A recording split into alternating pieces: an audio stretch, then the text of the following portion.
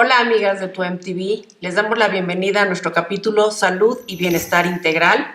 Tenemos con nosotros a la maestra Raquel Cohen. Bienvenida, Raquel. Hola, mucho gusto, buenas tardes. El gusto tenerte. Gracias por la invitación. Al contrario, el gusto tenerte siempre con nosotros, con aportaciones nuevas para tener a nuestros niños cuidados, protegidos y estar alertas. Hoy tenemos con ustedes un tema muy fuerte, pero es un tema muy importante, muy interesante en relación a la depresión infantil y a la depresión de los adolescentes, que en ocasiones tristemente puede llevar a un suicidio. Ya han ocurrido casos. No queremos ver ninguno de estos casos más en nuestras gentes cercanas, en nuestra comunidad, y es importante por eso saber detectar síntomas de alerta, que es importante atender con las personas adecuadas, con el personal calificado y con los profesionales bien entrenados, como Raquel. Muchas gracias. Buenas tardes a todos. Y bueno, sí es un tema duro, es un tema importante y es un tema que nos tiene que ayudar a estar alertas.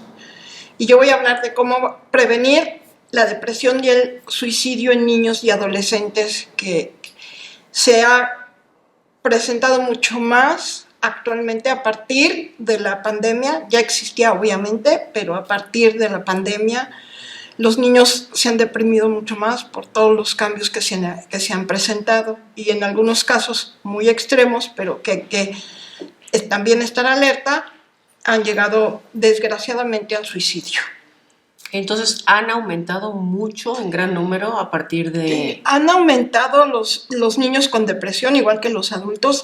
Los suicidios sí, y las variantes son muchas. Ok. El encierro no ha ayudado. Algunas actividades manejadas por el internet, igual que el ciberbullying, los juegos, los retos y cosas así de internet, tampoco han ayudado. Y bueno, la parte familiar, que ha cambiado muchísimo, que muchas familias dejaron de ser estables por problemas económicos, por problemas de disfuncional de familia, que ya existía, esta disfuncionalidad ya existía desde Pero antes. El estar fuera no hacía tan palpable que pudiera la gente darse cuenta que realmente no eran funcionales, ¿no? Sí, o sea, la disfuncionalidad en las casas difícilmente es algo que apareció de la nada, o sea, no porque estén ahí. Claro. Ya estaba latente, pero como no convivían tanto, pues no peleaban tanto. Sí, era ratitos, ¿no? Eran ratitos y dices, bueno, me salgo, me voy temprano, me canso, me voy con mis amigos, me llevo a los niños a clases. Exactamente. No me expongo. Todas esas cosas que tuvieron que cambiar, donde mamás y papás ya no podían salir con los amigos, ya no podían quedarse en la oficina, ver a sus compañeros de trabajo, trabajar en un lugar diferente, el tener que adaptar parte de la casa en algunos casos, en otros casos familias que perdieron trabajos, familias que perdieron personas importantes por fallecimientos por COVID o por cualquier otra enfermedad, porque el COVID no es la única. Claro. Sí, pero han aumentado los casos de personas que por diferentes enfermedades, y no solo adultos, también niños con cáncer, niños con otro tipo de enfermedades que no pudieron ser tratadas por la razón que sea, y por falta de detección, por falta de medicamentos, o simplemente porque nos daba miedo llevarlos al doctor.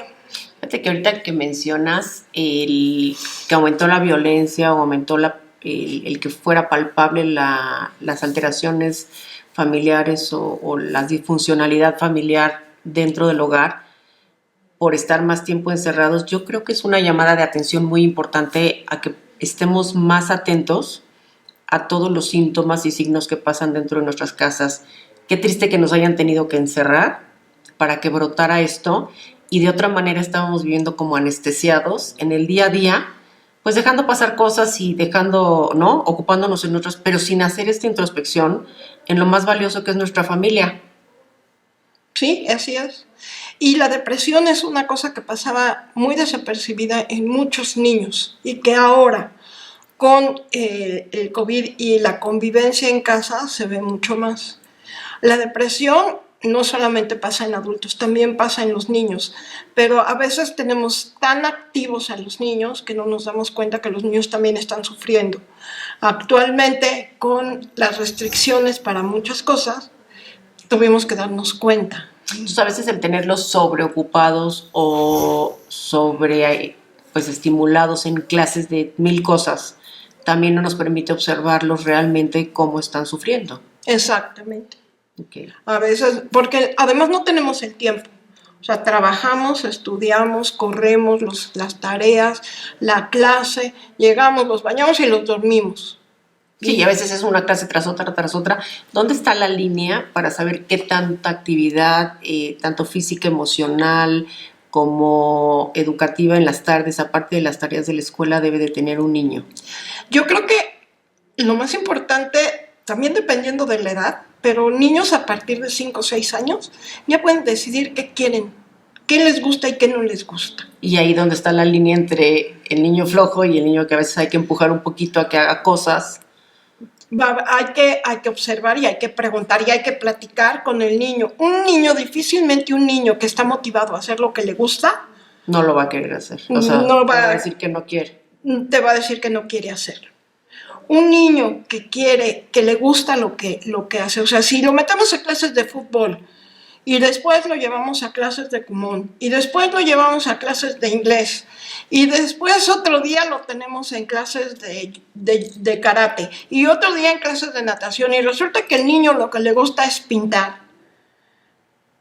pero en ningún momento hay eso, el niño no va a querer o la niña no va a querer, va a estar a disgusto con todo lo que está haciendo. Puede que tenga muchas actividades, es que la salud y el ejercicio, sí, pero explorar cuáles son realmente los intereses del niño y lo que a él lo hace feliz, ¿no? Porque a lo mejor le gusta ir a clases de fútbol, pero no le gusta el karate. Y tampoco le gusta que lo lleven todos los días a Kumon, que les dejan 80,000 hojas de tarea, más la tarea de la escuela. Y a lo mejor lo que el niño quiere hacer es sí tomar su clase de fútbol y también tener tiempo para ponerse a dibujar o a ser creativo en su casa con manualidades o lo que sea que le guste hacer. Y también quiere tomar clases de actuación y nadie le ha preguntado, ¿verdad? Claro, o no es una conducta que se acostumbra en casa y entonces ni siquiera se le ofrece como opción y el niño a lo mejor es su... Sí, o sea... Ahora, hay una frase que a mí me llama mucho la atención, pero además me gusta mucho, que dice, niño que juega, adulto feliz.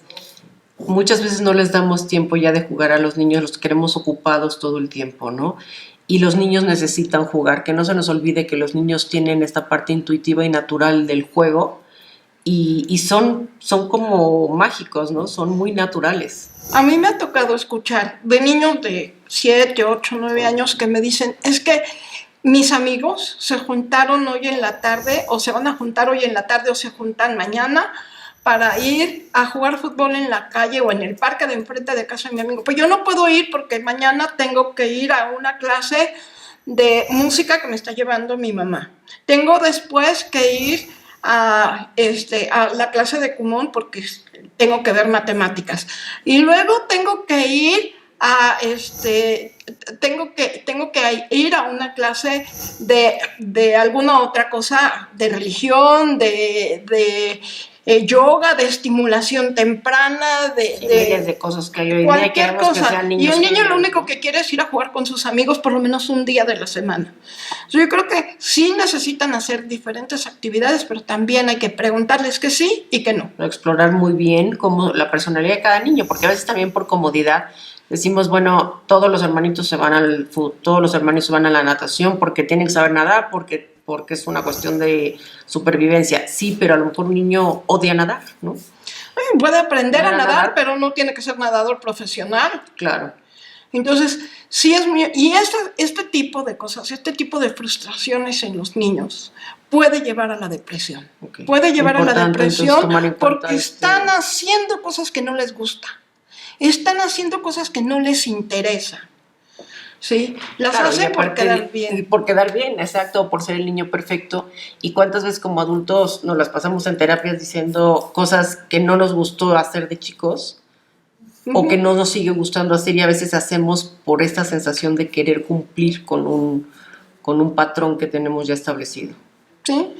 La depresión en la infancia, a diferencia de los adultos, porque los adultos a veces la entendemos o la manifestamos de una manera diferente, los niños también sufren. Uh-huh. También sufren depresión y esta depresión viene acompañada de muchas cosas. Una de ellas es tristeza. Aunque hay que diferenciar que no un niño triste es un niño deprimido. Un niño triste puede estar triste porque no le compraron el juguete, porque se peleó con el amiguito, porque no le fue bien en la escuela, porque no le gusta lo que está haciendo, ¿sí? ¿Y cómo diferenciamos un momento de tristeza de un...? Allá voy. Cuando un niño está deprimido, viene la tristeza acompañada de cambios bruscos de humor, Okay. de intolerancia a todas las cosas, de muchas rabietas. O sea, más bien irritabilidad. Rabietas, irritabilidad, cambios de humor de que en un momento dado puede estar feliz y jugando y 2 minutos después botar todo y se encerrar a su cuarto y no querer saber. Y no hay ninguna razón en especial. También por los altos niveles de ansiedad que le está generando hacer aquellas cosas que no quiere, que no le gustan, que no le interesan, que no es lo que le gusta. También el hecho de que cambie su forma de comer, que no quiera comer o que coma en exceso. ¿Sí? Que empiece a pelearse con todos sus amigos, que no quiera hablar con ellos, que esté alterado su nivel académico, es decir, que empiece a tener problemas con las calificaciones, o con las tareas o con las actividades que tiene que hacer, porque aunque en niños muy pequeños es difícil que se dé una depresión como tal, también hay que observarlos. Entonces, en realidad tendremos que estar alertas de todo su entorno, porque muchas veces dentro de la casa es donde menos podemos a veces percibirlo, pero sí vemos que los amiguitos están teniendo, que se enojaron, o las maestras están teniendo contacto. Hay que ver también cómo la está pasando en la escuela, es un indicativo, ¿sí? Puede empezar a tener ciertos retrocesos en algunas cosas, como dejar de controlar esfínteres o... No todo el tiempo, pero sí de repente se hace pipí. ¿Y ahora qué pasó? O sea, tú ya eres un niño grande, sí, es un niño de 6 años y se hace pipí. Bueno, a veces puede ser un accidente porque estaba jugando. Claro, pero cuando sí empieza a ser repetitivo. Entonces, sí, digo, que pase una vez no significa eso, ¿no? Pero que en un examen, en una tarea no la haga bien, no quiere decir que está deprimido. Claro. Pero si durante un mes o 15 días o 10 días estamos viendo que no hace la tarea o que la hace mal o que la hace al aventón o que no se esfuerza lo suficiente o que está demasiado metido en cosas de la escuela y que no quiere saber, porque se dan, en general en los niños se dan los extremos. O de ser un niño desordenado, juguetón, que quiere salir y correr y brincar a estar sentado en la televisión que ni siquiera la está viendo, ¿no? O sea, llegamos, es como en automático que están a veces. La cambiamos la televisión y, oye, vamos a ver tu película favorita. Me da igual. ¿Y qué síntomas de alerta? Dices, una depresión, bueno, llevarlos al psicólogo, muchas veces a lo mejor hasta al psiquiatra, pero para ya tener como inminente alerta sobre que pudiera hacerse algún tipo de daño. Es cuando estas conductas de las que hablábamos, enuresis, psicopresis, es decir, la falta de control de esfínteres, tristeza todo el tiempo, o sea, que esté triste todo el tiempo, lloroso todo el tiempo, enojado, que sienta que las cosas no le salen y de repente empieza a aventar todo, que no quiera comer o que coma en exceso, que también puede ser, y a veces los niños comen en exceso una sola cosa, generalmente son dulces. O sea, como buscando más el soporte del azúcar, pero cuando muchas veces escuchas y nos dicen, es que el niño está manipulando o está queriendo llamar la atención, ¿cómo realmente saber hasta dónde? Porque a mí me ha tocado ver mamás que desgraciadamente han pasado por estos momentos tan difíciles y hasta ya han llegado a perder algún miembro de la familia y dicen, es que había síntomas y no me di cuenta, ¿no? Y se sienten terriblemente mal. Entonces, ¿en qué momento? Porque muchas veces nos dejamos llevar por el día a día, por el berrinche, por el son niños y todos hacen ese tipo de cosas, ¿no? ¿Hay algún detonante muy fuerte que...? Sí, hay que ver qué está pasando en casa. O sea, a diferencia de en los adultos, En los niños hay que ver qué está pasando en casa. Muchas veces lo que está pasando en casa es el reflejo de lo que el niño tiene. Si ha habido pérdidas importantes, divorcios, separaciones, que a lo mejor el hermano mayor se casó o que el hermano decidió irse a estudiar fuera o a vivir fuera, ¿sí? Que sean repetitivos y recurrentes. O sea, no es que hoy mi niño o mi niña se levantó de malas y entonces por eso ya está deprimido. No, es que todos los días se levante de malas, que todos los días el niño regrese de la escuela, que veamos que va a la escuela porque lo mandamos. Uh-huh. Que regrese desganado, que se duerma cuando no acostumbraba a dormir, que nos cueste más trabajo ponerlo a hacer tarea cuando antes lo hacía, que llegue a la casa y diga voy a hacer la tarea, que esté comiendo diferente, que tenga que se haga pipí encima sin motivo aparente. Y ante la duda, mejor una evaluación. Exactamente. O sea, evaluarlo, tener la tranquilidad de que no hay un riesgo mayor para nuestros chiquitos y que nos digan cómo conducirlos si es que fuera el caso que hubiera alguna alerta de algún tipo de conducta, algún tipo de actividad que se pudiera agregar a sus cosas para que el niño canalizara esta energía si es que no fuera una depresión, pero fuera un tema conductual, ¿no? Sí, o sea, es que puede haber depresión leve, moderada y severa. La depresión leve a veces al cambiar algunas actividades, platicar con los niños y ver cómo se sienten es suficiente. Cuando es moderada es cuando vemos que los niños también empiezan a bajar sus calificaciones, su interés por hacer las cosas. Baja más. Si eran niños que les gustaba ir con los primos o con los amigos el fin de semana y que estaban acostumbrados a ir de día de campo o cualquier actividad que hicieran y que de repente el niño diga no, yo no voy. O va porque lo llevan y entonces se queda sentado junto a mamá, junto a papá o aislado. Sí, si lo hace una vez, replegan o algo y dicen, no, es que él es así, es tímido o no habla o no hay que estar observándolo, porque si no era un niño tímido, entonces hay que ver qué está pasando. ¿Y hay algún tipo de actividad que pudiéramos hacer en casa, tipo de juego, memoria, dibujos, cosas que nos pudieran... Los dibujos son muy importantes. Un niño deprimido va a manifestar en los dibujos. El riesgo es que si no los ve un profesional, cualquier cosa se puede interpretar como. Uh-huh.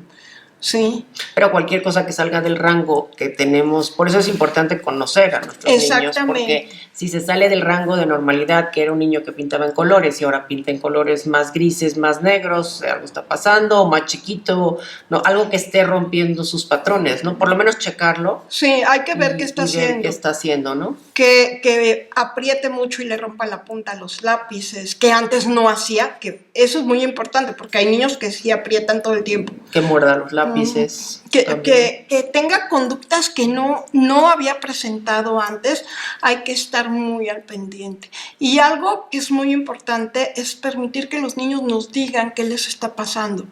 Es muy importante dejar los canales de comunicación abiertos, porque si el niño llega a la casa o termina su clase y el niño quiere platicarnos algo y en lugar... Estoy ocupada, no tengo tiempo. Espérame, al ratito, déjame, voy a acabar de cocinar. O sea, la comida puede esperar 5 minutos y el niño no. Claro. Sí. No, y así como hablábamos en nuestros capítulos de primeros auxilios, donde siempre hay que creerle al niño hasta que se demuestre lo contrario, en un accidente, en una torcedura, en una fractura. También aquí, ¿no? Es explorar primero y más vale decir en estos casos, pues sí, era un berrinche, finalmente demostramos que era un berrinche y no llegar a una situación irreparable. Claro, eso es muy importante. O sea, me han llegado casos, tengo ahorita una chiquita que me mandaron a terapia porque hizo un dibujo en donde puso a una de sus compañeritas detrás de una reja. Entonces las maestras se pusieron histéricas y dijeron, es que a esta niña algo le pasa. Ya la está encarcelando, ya la está matando, sí. Pero a nadie se le ocurrió preguntarle a la niña, oye, ¿qué pasó? Se pelearon las niñas. Entonces puso una muralla en tal sí, claro, puso una muralla emocional entre... La castigó, pero sí, 3 días después... Sí, y a lo mejor no sabemos si a lo mejor en su casa esta niña le ponen time out, ¿no? O le dicen de repente, a ver, te vas 5 minutos a tu espacio porque estás con algún castigo, ¿no? En este caso específico de esta niña sirvió porque la que necesitaba la terapia era la mamá, que tampoco se habían dado cuenta. Pero en lugar de que, pero en realidad la histeria de la directora de la escuela es que la niña le urge terapia emocional y hay que llevarla con un psiquiatra para que la mediquen. Espérame, ¿qué? ¿Qué pasó? Sí, y a veces pasa efectivamente que las mamás también podemos necesitar apoyo, ayuda y no pasa nada, o sea, no está mal no, que te digan en algún momento puedes hacerlo mejor o puedes hacerlo de una forma distinta, ¿no? También tener la apertura como mamás, como papás, yo creo que siempre tenemos, yo siempre he tenido la convicción de que no hay ningún papá, al menos eso creo yo, que nazca diciendo voy a fastidiar a mis hijos, ¿no? Muchas veces somos víctimas de víctimas y repetimos patrones, sí. Entonces es importante que podamos estar sanando para seguir sanando nuevas generaciones y seguirles dando lo mejor de nosotros mismos, ¿no? Entonces, si también nos llegan a decir en algún momento, sí, el chiquito tiene esto, pero eres parte de la solución, aunque también eres parte del problema, adelante, ¿no? Enfrentarlo, confrontarlo y salir adelante juntos como familia, que es como debemos de hacerlo. Una cosa que es importante hablar en este momento que estamos hablando de niños pequeños es que la depresión en niños pequeños no distingue si es hombre o mujer. Okay. O sea, no se da más en niños que en niñas. Okay. Se da de la misma manera. Y es muy importante distinguir cuando un niño solamente está triste. Un niño puede estar triste porque no le compraron la mascota que quería. Un niño puede estar triste incluso porque la mascota que tenía falleció, porque el abuelito ya no está, eso es simplemente tristeza, ¿sí?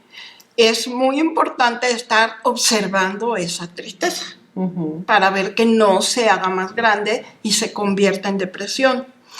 En el caso de los adolescentes y los preadolescentes, en la pubertad y en la adolescencia, esto es diferente. Estudios revelan que es más en mujeres que en hombres y las razones son diferentes. En muchos casos ya la depresión viene desde la infancia, pero se modifica un poco cuando un adolescente, un preadolescente está deprimido por cuestiones hormonales. Ahí sí es muy importante, además de un profesional en psicología y en psiquiatría, que revise un ginecólogo en el caso de las mujeres. Por la tendencia hormonal. Por las cuestiones hormonales, ¿sí? Fíjate que lo que yo estaba viendo, un documental que me llamó mucho la atención porque estaban explicando todo esto que estamos hablando y tenían un termómetro emocional. Así como para el dolor tenemos del 0 al 10 y que es una escala donde podemos medir más objetivamente el dolor de nuestros pacientes, tenemos estaban presentando la probabilidad de tener un termómetro emocional en las casas, ¿no? A raíz de lo de la pandemia. Y entonces decían, bueno, los niños estás en verde, amarillo, rojo, te vas, ¿no? Y tenían caritas con diferentes emociones. ¿Eso crees que pudiera ser una dinámica divertida en casa para enseñar a los niños a hablar de las emociones? Claro, eso es algo que a mí me gusta mucho usar para hablar. Hay dos formas en las que puedes manejar las emociones con los niños pequeños. Uno es a través del juego y los cuentos. Okay. Y el otro es a través de las caritas. Se pusieron muy de moda unos pulpos que se usan con niños autistas, pero que a raíz de la pandemia se empezaron a usar con todos los niños, que de un lado la carita es triste y del otro lado es enojada y del otro lado la carita es contenta. Esto ayuda a los niños autistas a expresar cómo se sienten, pero en un niño que no es autista se puede utilizar igual, pero permitirle al niño que lo exprese, porque a veces le tenemos tanto miedo a la expresión de las emociones que nosotros como padres las reprimimos y les enseñamos a los hijos a reprimirlas. Uh-huh. Entonces, sí usar caritas felices, puede ser. Yo lo que hago muchas veces con los niños es con piedras de río, las pinto, las pintan los niños porque no las pinto yo, y usamos 5 o 6 caritas y ponemos una emoción.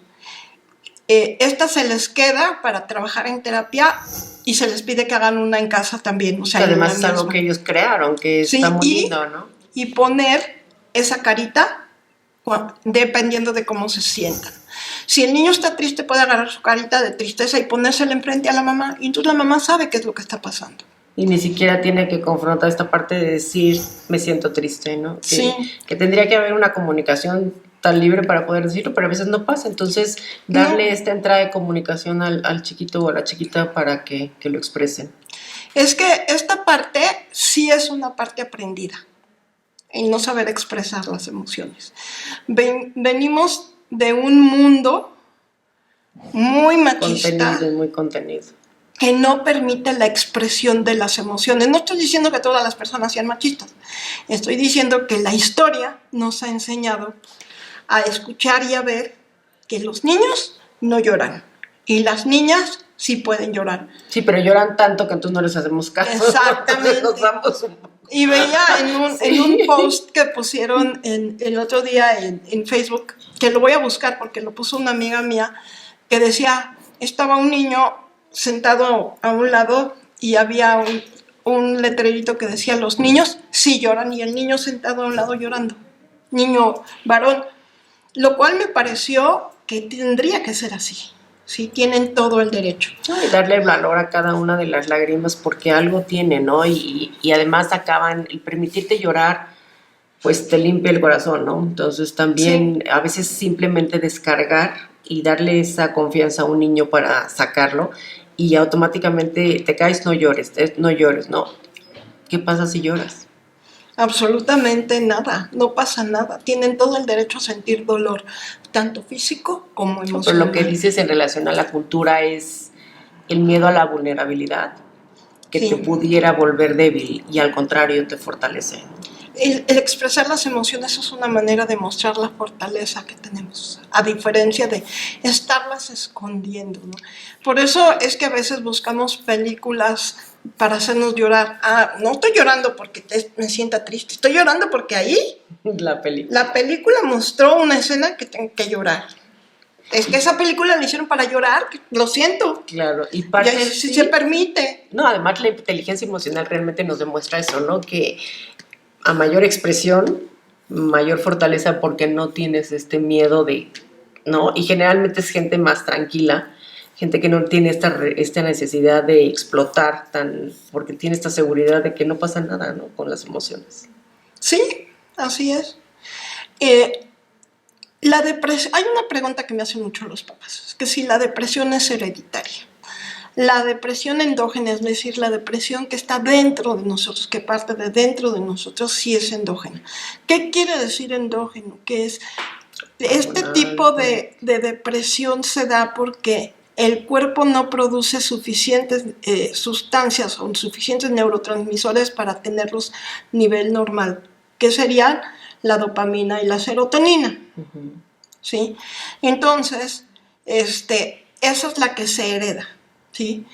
No, los niños no necesariamente la heredan, no porque en una familia haya una persona depresiva, todo el mundo va a tener depresión. Ahora puede haber alguien depresivo que la contraparte no sea depresiva y no se generen las condiciones detonantes en el niño que tenga la genética, ¿no? Eso también se puede heredar. O si la persona mayor o a papá, mamá, abuela, lo que sea, tenga depresiones, pero está bien tratado, está estable y no genera las condiciones, del aprendizaje de la conducta del niño es positiva, ¿no? Sí.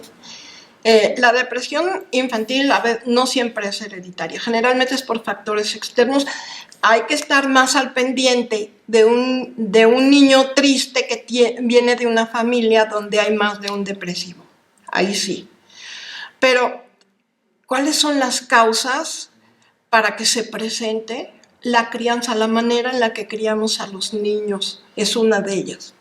Si somos papás demasiado apapachadores, demasiado consentidores, sobreprotectores, vamos a crear un niño que pueda llegar en un momento dado a generar una depresión. Una depresión. Niños que crecen sin límites y sin valores. O con demasiado control también. Allá voy. En la otra son niños exageradamente controlados, niños que viven en sistemas familiares autoritarios tipo militar, que los hay, en donde haces las cosas porque yo te digo y no le doy una explicación, a diferencia de los papás con niños que los dejan hacer todo. Entonces también hay ni una ni otra, o sea, hay que encontrar el punto medio para que estos niños no estén teniendo, no caigan en estas causas de depresión. Importa también mucho la actitud de los papás hacia la vida. Un niño que vive en una casa donde el ambiente es triste, donde el ambiente es deprimido, donde depresivo, donde la mamá no se levanta de la cama. También, donde la mamá no se levanta de la cama, no quiere hacer nada, llora todo el día, y un papá que llega a la casa a exigir y a controlar, tampoco. Y en un caso, Raquel, por ejemplo, cuando es una familia donde, pues negadora, es que yo no fui, es que de todo me echaron la culpa, que tienden a victimizarse, siempre hay casos de... Es más difícil que caigan en una depresión, ahí pueden caer en un narcisismo... Por evasión, ¿verdad? Por evasión, okay. Sí. Sí, que es más común en muchas familias que al contrario niegan, no, yo no hice nada, yo siempre me echan la culpa a mí. Que son manipuladores. Manipuladores profesionales. Terriblemente manipuladores. Y el niño aprende a manipular, esa sí es una conducta súper aprendida, ¿no? Sí, eso sí es totalmente aprendida, ¿no? ¿Se puede prevenir la depresión en los niños? Hasta cierto punto sí. Okay. Aunque sí hay que estar muy al pendiente. ¿Qué podemos hacer para prevenirlo? Bueno, podemos decirle al niño que puede comunicarse con nosotros, papás, todo el tiempo, cuando lo necesite y de la manera en que lo necesite. Hacer actividades juntos. Cuando digo actividades juntos, no quiere decir pasar 24 horas pegado al niño. No, jugar con ellos, pintar piedras con ellos, ir al parque con ellos y jugar, no estar con el celular mientras ellos juegan. Porque si tenemos 2 horas en un día para estar con los niños, que sean esas 2 horas. Ya esas 2 horas, agarrar el celular y dejarlo en otro lado y estar con el niño. Darle de cenar, darle de comer, jugar, platicar, ver la televisión, todas las actividades que ellos quieran con alegría. Es importante preguntarle a los niños cómo les fue en la escuela, pero más que decirle, ¿y cómo te fue en la escuela? Porque eso suena como, a ver, me estás preguntando ¿cuántas 10 sacaste casi? Sí. Platícame qué novedades hubo en la escuela. ¿Cómo estuvo tu día en la escuela? ¿No? ¿Qué cosas interesantes me quieres contar? ¿Me quieres platicar? ¿Me quieres incluir? Sí. Y fíjate que ahorita que decías lo del tiempo de calidad, el otro día me llamó la atención que una paciente me comentaba y me decía, es que le llamé a la doctora y me dijo, era un domingo en la tarde, que me contestaba el lunes, no era una emergencia, obviamente, que me contestaba el lunes porque estaba con su hija y estaba muy molesta. Le dije, a ver, no era una emergencia, era domingo y es un ser humano que tiene derecho a estar con sus hijos, ¿no? Claro. Entonces, ahí es donde tenemos que tener nuestras prioridades muy claras y si ese paciente se va, si ese cliente se va, si esa persona se va por no dejarnos o no permitirnos proteger lo más sagrado que son nuestros hijos, entonces no lo necesitamos, a mi punto de vista, en nuestras vidas, ¿no? Yo también creo eso. Es muy importante estar al pendiente de los niños, ¿sí? Todo el tiempo. Y nosotros tener nuestro esquema de prioridades muy, muy claro, muy establecido. Y cuidarlo más que como nuestro propio jardín, ¿no? Sí, y no necesariamente tenemos que pasar todo el tiempo con el niño. Que sea ese tiempo y que el niño sea que ese tiempo es suyo, que es invaluable, ¿no? A lo mejor tengo de 7 a 8 de la noche para estar con él. Pues estoy de 7 a 8 de la noche con el niño, porque necesito trabajar, sí, porque estoy estudiando, sí, pero de 7 a 8 de la noche es para mi niño, porque antes el niño estaba estudiando, estaba haciendo tareas, se bañó, claro, jugó con sus amiguitos, fue a clases, lo que sea, ¿sí? Pero de 7 a 8 de la noche es tiempo para mi niño. Entonces, tenga la profesión que tenga, agarro mi teléfono 1 hora o 2 horas, el tiempo que yo decida, y se los dedico a mi niño. ¿Qué voy a hacer con ese niño? No lo voy a sobreproteger y a estarlo abrazando. No, me voy a sentar a jugar con él. Le voy a enseñar a hacer cosas que no le enseñan en la escuela. Como a lo mejor estar con el niño implica sentarme a preparar la cena con él. Si yo me siento con el niño a preparar la cena y vamos a hacer sándwiches, bueno, pues me siento con el niño y le digo, dependiendo de la edad, qué es lo que va a hacer. Si con la creatividad y cortarlo de cierta forma, y ponerle una carita, y el niño se le va a quedar este recuerdo toda la vida, se va a volver independiente, se va a poder saber alimentar solo, se va a sentir importante por haber cooperado con la cena. Claro. Entonces son un chorro de factores ahí que influyen, que nos van a ayudar totalmente a favorecer una autoestima sana y a que nuestros niños se sientan más seguros, ¿no? Y que aprendan, por ejemplo, estos mismos niños a hacer labores de la casa, pero que no la sientan como una obligación, sino que pueden ser incluso como un juego. Y como parte de una suma divertida a la familia. Sí, claro. Y que vean que hay seguridad y confianza en la casa. No importa si los papás se están divorciando o se divorciaron. Eso no cambia el hecho de que tiene que haber seguridad en la casa y confianza para hablar con cualquiera de los dos en el momento, porque los que se divorcian son los papás, no los niños. Y algo muy importante, que los niños no son la pelota en el campo de fútbol. Exactamente, y no se divorcian de los niños, se divorcian de los papás. Los problemas los tienen ellos. Nunca hay que culpar a un niño de lo que pasa en casa. Eso fomenta mucho más en un niño triste la depresión. Creer que porque yo me saqué malas calificaciones, mis papás se divorciaron, y hacerle creer que así es lo peor que podemos hacer. Es muy importante hablar con los niños y explicarles. Es muy importante que los niños se ganen las cosas.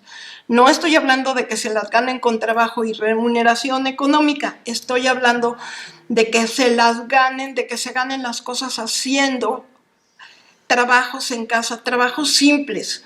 Cumplir con las tareas, poner, quitar la mesa. Sí, retos que realmente aporten a su autoestima y a su sistema de crecimiento personal, ¿no? Y reconocer lo que están haciendo bien, sin importar qué sea. Okay. Eso es algo muy valioso para los niños, no importa qué sea.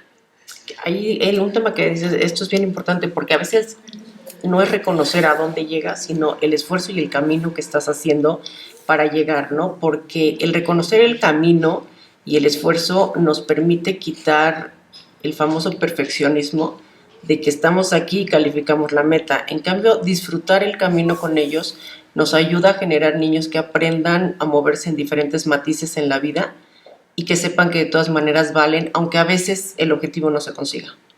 Sí, porque los niños desde muy pequeños son poco tolerantes a la frustración. Por eso un niño que le dices que no le das algo, llora y hace berrinche, porque no está entendiendo por qué. Y hay que ayudarle a ir entendiendo por qué. Es muy importante que cuando observemos conductas repetitivas en el niño que nos están causando algún conflicto o que estamos viendo que el niño está sufriendo de más, es importante tratarlo y no decir, bueno, ya se le pasará. Ay, y luego. Ay, a ver. ¿Sí? O sea, es un niño berrinchudo ante la duda y ante la repetición de una serie de situaciones constantes. Es muy importante tratar al niño. Pues una vez más, Raquel, gracias. Nos acabas de dar todo un capítulo de SOS Atención en primeros auxilios en este sentido de la depresión. Gracias y un gusto tenerte con nosotros. Muchas gracias a ustedes.